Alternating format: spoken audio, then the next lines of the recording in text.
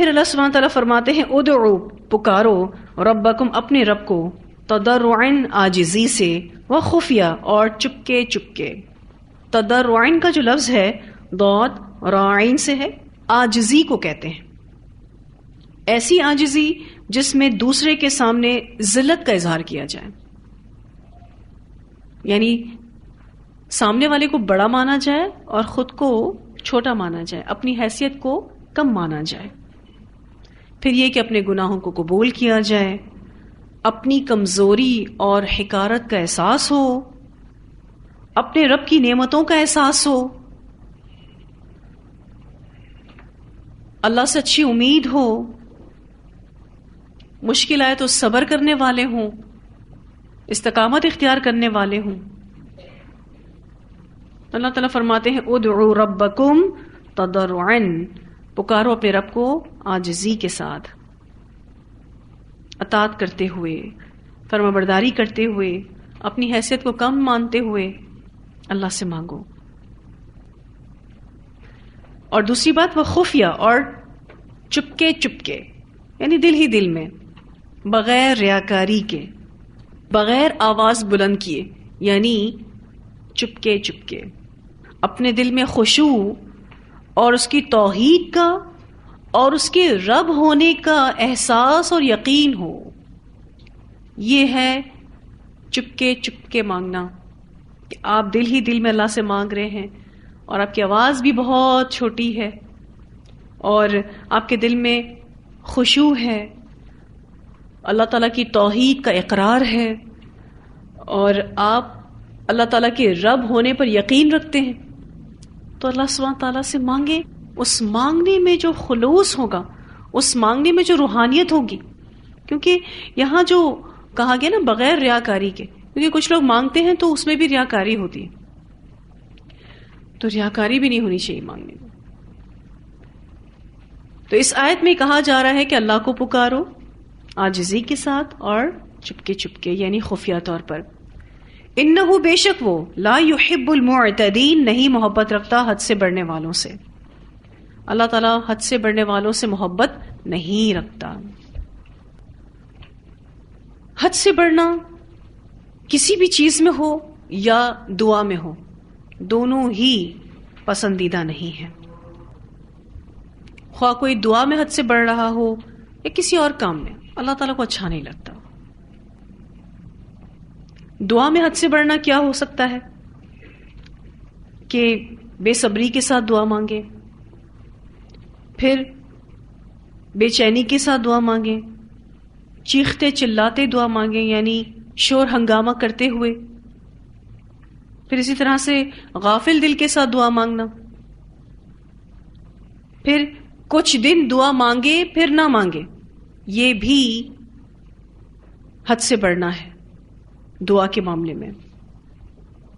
پھر ایسی دعا کرنا جو ناممکن ہو، مثلا میں ہمیشہ زندہ رہوں، یا مجھے آخرت میں انبیاء کا مرتبہ حاصل ہو جائے، یا پھر ایسی چیز کی دعا کرنا جس کے بارے میں علم نہ ہو،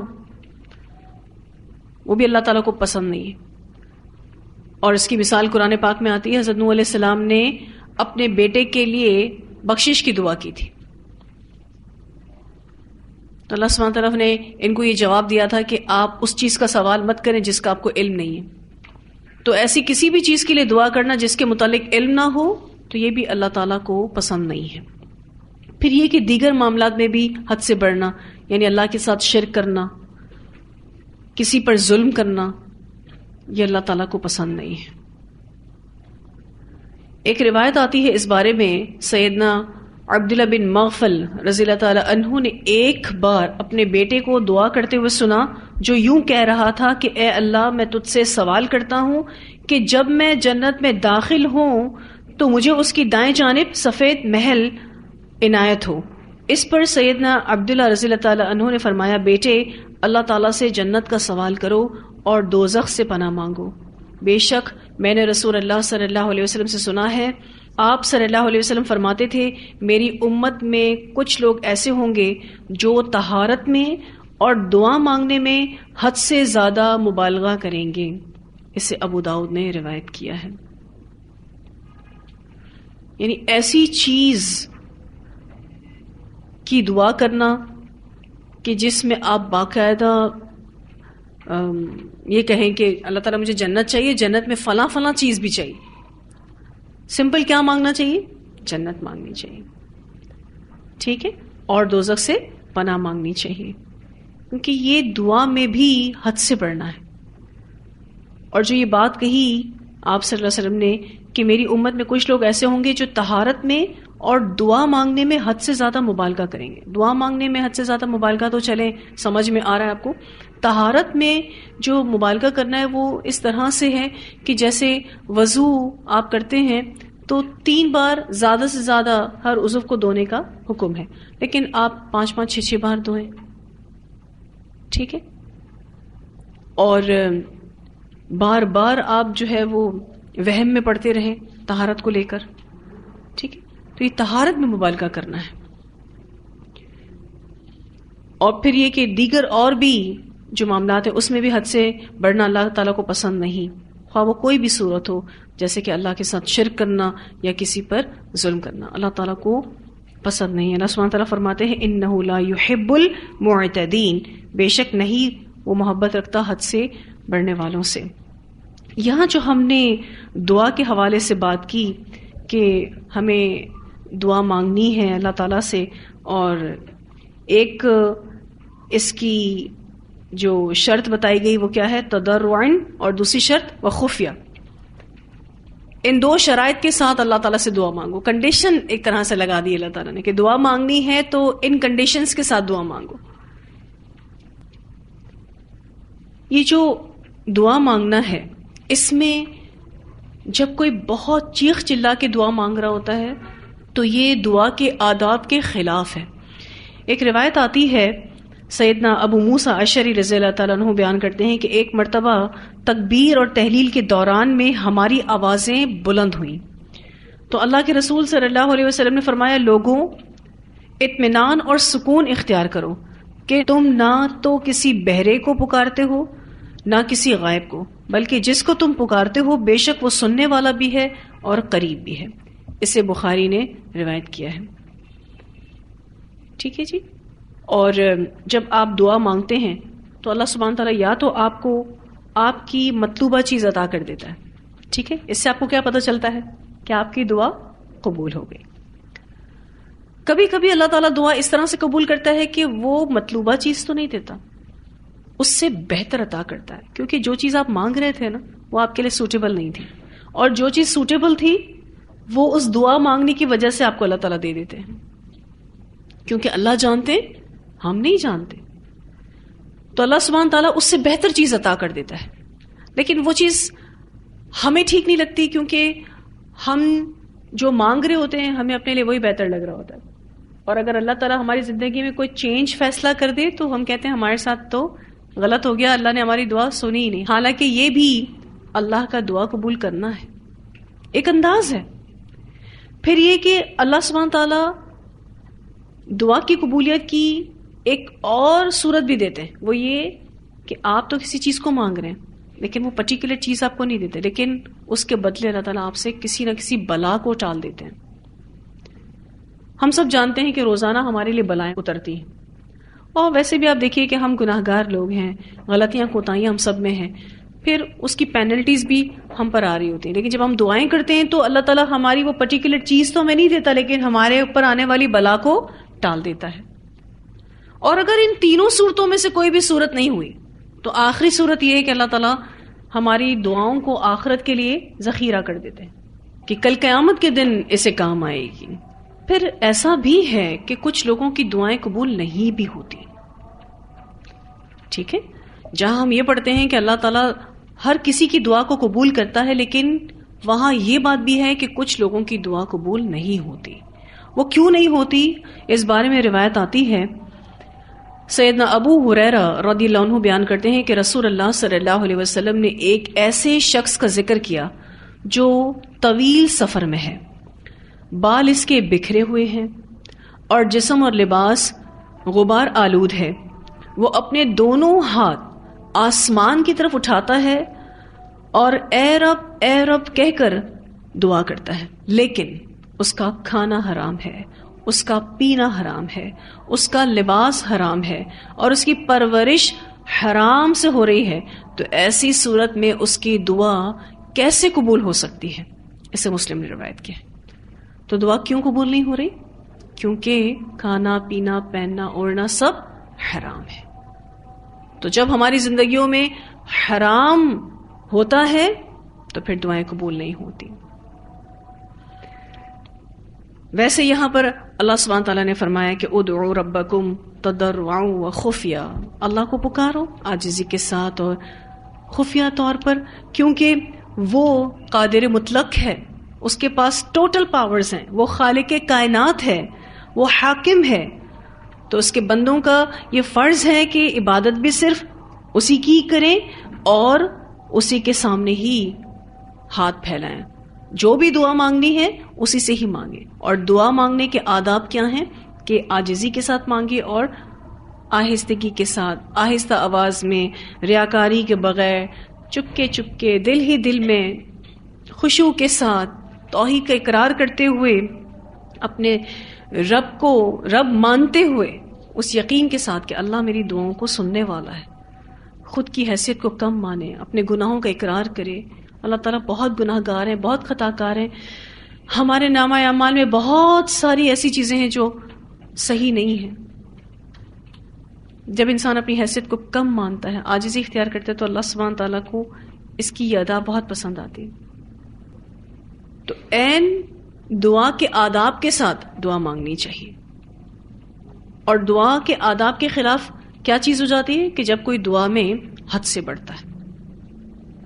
پھر اللہ سبحانہ تعالیٰ فرماتے ہیں وَلَا تُفْسِدُوا، اور نہ تم فساد کرو، فی الارض، زمین میں، بعد اصلاحها، اس کی اصلاح کے بعد۔ اب یہاں اللہ سبحانہ تعالیٰ یہ فرما رہے ہیں کہ فساد نہیں کرو زمین میں۔ دیکھیں فساد دو طرح کا ہوتا ہے، ایک حسی فساد ہوتا ہے، جیسے کہ زمین میں اصلاحی کاموں کو خراب کرنا، زمین میں بدامنی پھیلانا، اس کو رہنے کے قابل نہ چھوڑنا، کھیتیاں خراب کرنا۔ پھر اسی طرح سے معنوی فساد بھی ہوتا ہے، جیسے کہ کسی کا ذہن خراب کرنا، ذہنی بگاڑ وغیرہ، گناہوں کی کثرت کرنا، شرک کرنا، بدعت کرنا، منافقت کرنا، یہ معنوی فساد ہے۔ اللہ سبحانہ تعالیٰ فرماتے ہیں وَلَا تُفْسِدُوا فِي الْأَرْضِ بَعْدَ إِصْلَاحِهَا،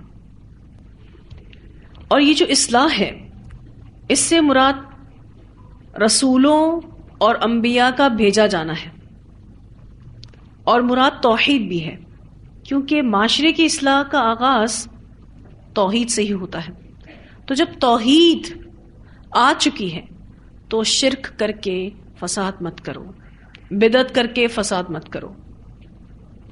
پھر اللہ سبحانہ تعالیٰ فرماتے ہیں وَادْعُوهُ، اور پکارو اس کو، خوفاً، خوف کے ساتھ، وَطَمَعًا، اور امید کے ساتھ۔ اب یہاں دو اور آداب آ رہے ہیں دعا کے، پیچھے دو پڑے تضرعاً وخفیہ، اور اب یہاں آ رہے ہیں خوفاً وطمعاً۔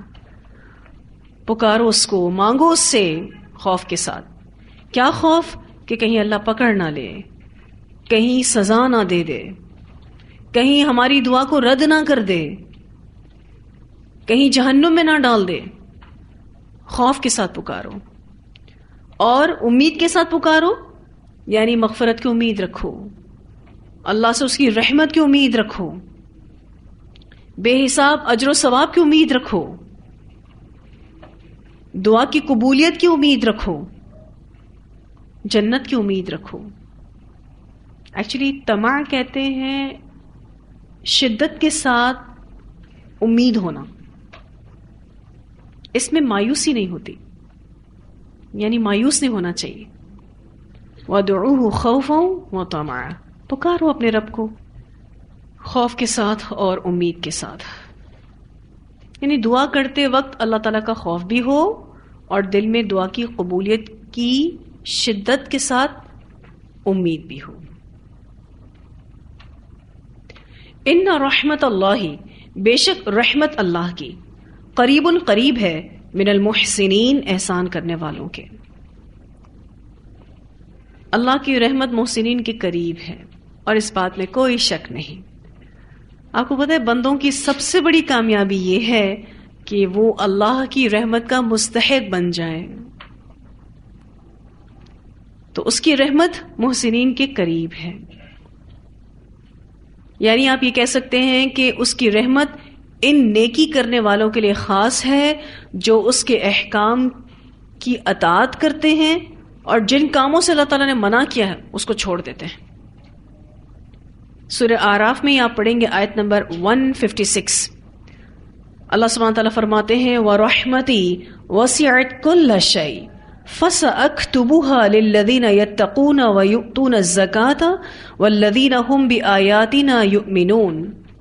اور میری رحمت نے ہر چیز کو گھیر رکھا ہے، سو میں اسے ان لوگوں کے لیے ضرور بضرور لکھ دوں گا جو ڈرتے ہیں اور زکوٰۃ دیتے ہیں اور جو ہماری آیات پر ایمان لاتے ہیں. تو اللہ کی رحمت محسنین کے لیے قریب ہے. سورہ زمر کی آیت نمبر 53 میں اللہ سبحانہ تعالیٰ فرماتے ہیں قُلْ يَا عِبَادِيَ الَّذِينَ أَسْرَفُوا عَلَىٰ أَنفُسِهِمْ لَا تَقْنَطُوا مِن رَحْمَةِ اللَّهِ إِنَّ اللَّهَ يَغْفِرُ الذُّنُوبَ جَمِيعًا إِنَّهُ هُوَ الْغَفُورُ الرَّحِيمُ. اے اللہ کے رسول صلی اللہ علیہ وسلم کہہ دیجئے اے میرے بندوں جنہوں نے اپنی جانوں پر زیادتی کی اللہ کی رحمت سے نا امید نہ ہو جائیں. بے شک اللہ تعالیٰ سب کے سب گناہ بخش دیتا ہے، بے شک وہی تو بے حد بخشنے والا اور نہایت رحم والا ہے. تو اللہ کی رحمت سے مایوس کبھی بھی نہیں ہونا چاہیے.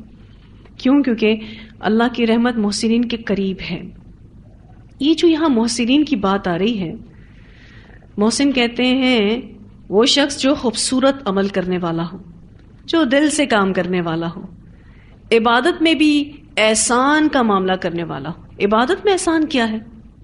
کہ ہم اللہ کی عبادت اس طرح سے کریں گویا ہم اسے دیکھ رہے ہیں. اور اگر یہ فیلنگز نہ آئیں تو یہ فیلنگز تو آنی ہی چاہیے کہ اللہ ہمیں دیکھ رہا ہے. یہ ہے عبادت میں احسان کی روش اختیار کرنا. اور پھر بندوں کے ساتھ بھی وہ محسن ہو، یعنی ان کو حق سے زیادہ دینے والا ہو. تو خوبصورت عمل کرنے والا، دل سے کام کرنے والا. ویسے بھی آپ دیکھیں جو بھی کام آپ دل سے کرتے ہیں اس میں ویسے ہی خوبی پیدا ہو ہی جاتی ہے.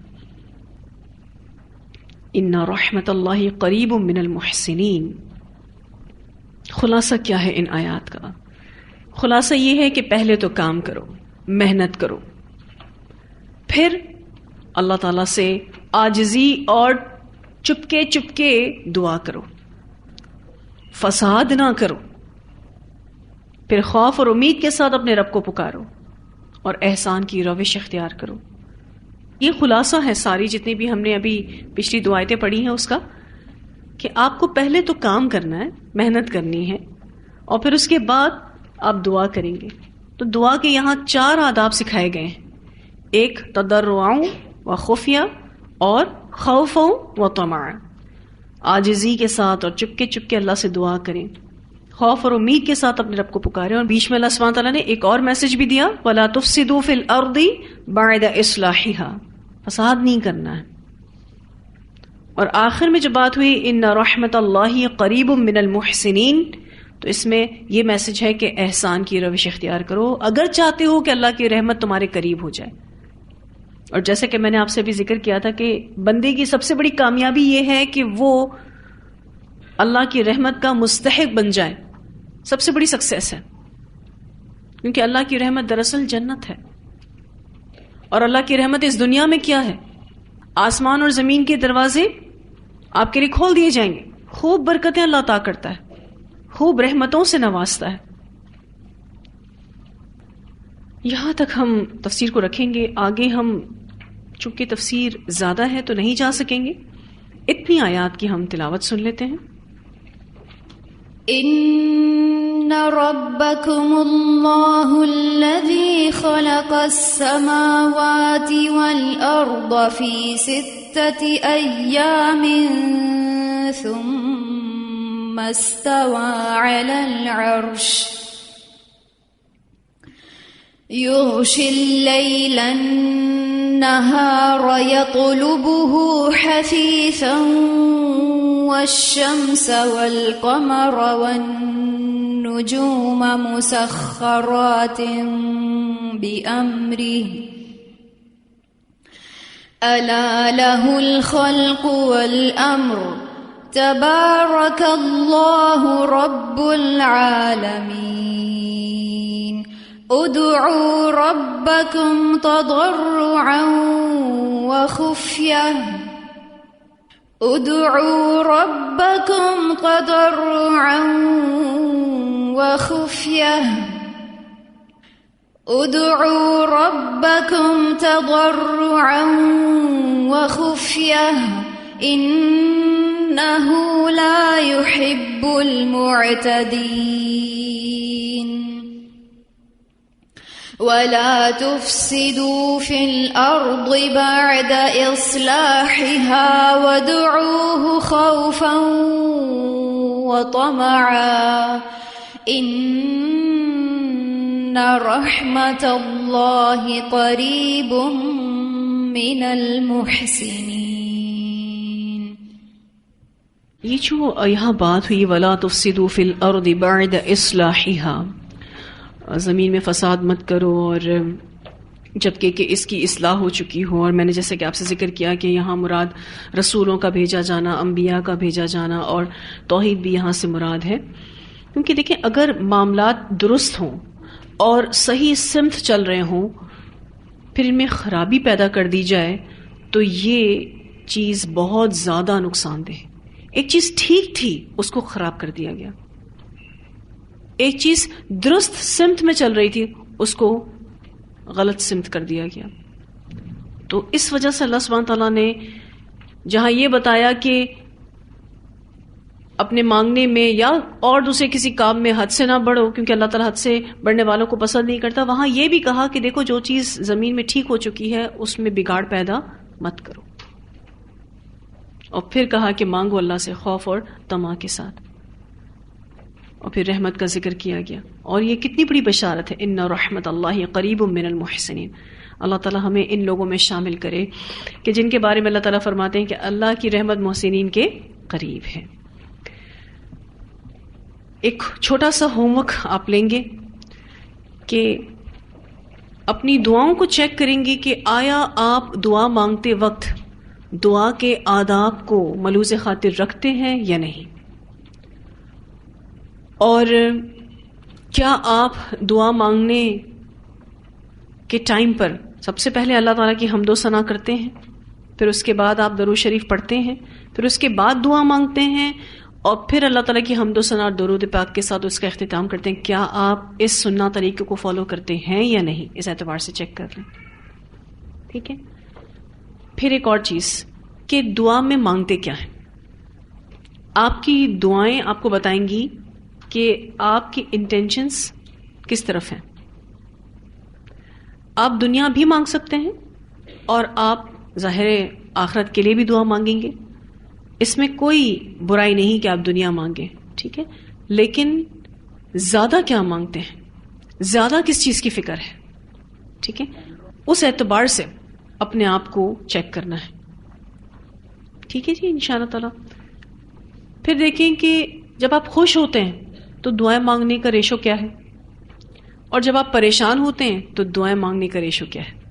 کیونکہ دعائیں تو مانگتے ہی رہنا چاہیے، اچھے حالات ہوں برے حالات ہوں. اللہ کو اچھا لگتا ہے، بہت اچھا لگتا ہے. ٹھیک ہے جی.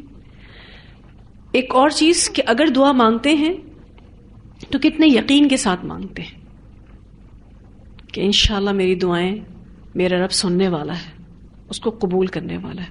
اس اعتبار سے ہم سب اپنا جائزہ لیں گے انشاءاللہ تعالی. ٹھیک ہے جی. آج تفسیر کو بس ہم یہی روکیں گے. وآخر دعوانا ان الحمد للہ رب العالمین.